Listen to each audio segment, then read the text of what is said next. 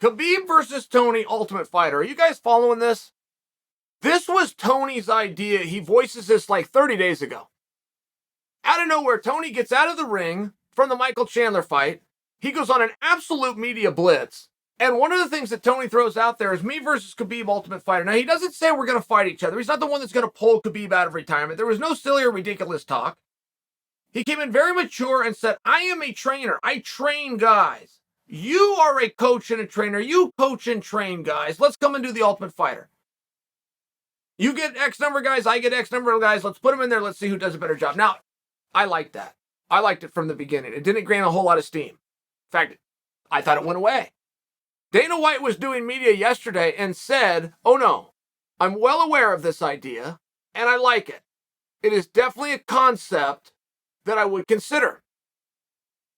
Okay, great. It looks like this could possibly be back on. Now, I will tell you, as far as the Ultimate Fighter goes, I'd like to revisit a whole bunch of things. All the way down to the jerseys that they wear. Like, if there was anything that was happening in 2005 on the Ultimate Fighter that we're still doing in 2022, we should probably give it a look. Not for nothing, but in fairness, what are the odds that we got something right 20 years ago, that we got it just perfect? Like, just what are the odds of that?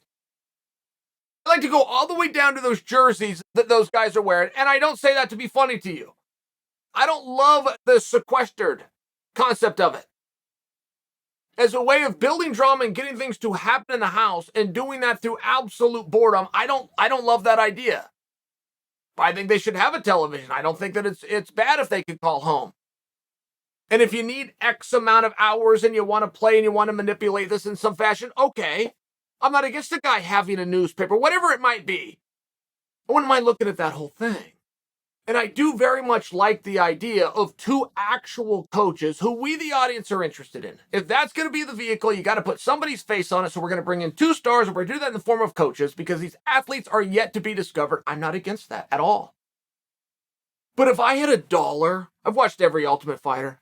I mean, I used to count down the days. If you guys remember back to 2005 when this debuted, the Ultimate Fighter. Do you go back that far? Are you fans that far back? The UFC in 2005, I believe, had 6 events. I think it wasn't until 2006 they went from 6 events to 11. So I could be a year off, but just to put this in perspective for you, it was wildly different times to be a fight fan. So now, with the emergence of the Ultimate Fighter, for the season that it lasts, you are guaranteed a fight every single week. It was so exciting. It was such a fun time to be a fight fan. But from the inception of the Ultimate Fighter, all the way fast forward to current day, it would make my stomach turn. And I heard it at least somewhere on every single season where one of the coaches mistook what they were there for. They fell for the hype. They thought that the show was genuinely about them and about the opposing coach and the fight that they were going to have at the end. Even though that was how it was presented, they weren't smart enough to know that that was just a presentation and marketing, and this is about these guys. Somebody's going to see a dream come true, and if we're lucky, maybe there's going to be a Stephan Bonner type situation where 2 guys, as a surprise, are going to get to see a dream come true, or 3 or 4 or 5 guys get to see a dream come true. Or all of them get the opportunity to get some exposure for all this life of hard work. If I had $1 for every, and it turned my stomach, one of the head coaches would lose a fight. Their athlete would lose a fight. And in the pep talk, the coach would tell them, this doesn't matter. The only thing that matters is that I beat him at the end of the show. And they'd be serious.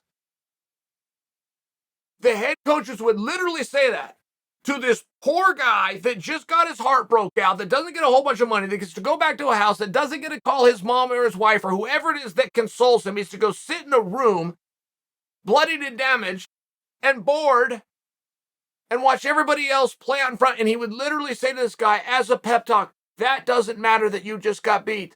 All that matters is that I beat him at the end of the season. I would just be disgusted. I sit there and go, do you really not understand what your purpose is? Do you not know what it means to mentor somebody? Do you not know what it means to be there for somebody else? And the answer was no, they didn't know. They really didn't know. They thought it was about them. They were on the poster. The jersey had their name on it. It must be so. It's very hard to get anybody to actually understand and see through, right? Get them to see through the way the strings are being pulled at any level of production. It's tough. It would infuriate me. I remember when I came through season 17, I'll take all the credit for it. I changed the Ultimate Fighter. I did that. You don't hear me. You guys don't hear me talk like that. I don't ever say things like that. It's very true. Zero things in this sport that I have personally touched are the same as the way before I got there. With zero, none. But none more evident than that. I will for sure take my credit for that. But all I did was straighten it out to be recognized for what it should be, which is the toughest tournament in all of sport, the greatest sacrifice that any sport has ever asked. These athletes do, and it's purely about them, it's not about the coaches. And if we were to bring in Khabib and we were to bring in Tony, and this was about coaching, not about them getting their workout, not about them building towards their fight, I would really like that. That's all I'm offering for you. I think that Tony makes a very good point. When Tony comes out and he simply says, I am a trainer, this is what I do. You guys see me, I'm a competitor, but when you don't see me, I'm helping other people. Khabib, you do the same thing. So let's now do that in front of the world. Let's now make that about what this competition is. I'll even bring a few of my guys that I truly work with. You even bring a few of your boys that you truly have in the gym. Let's get together, let's strategize. I like the idea. I've always liked the idea. I've always thought it was a miss on the Ultimate Fighter. I've always thought it was a very good vehicle. It was a very good mechanism. You draw these guys together. You got all sorts of weeks to build it up. I get the market. I get the whole thing.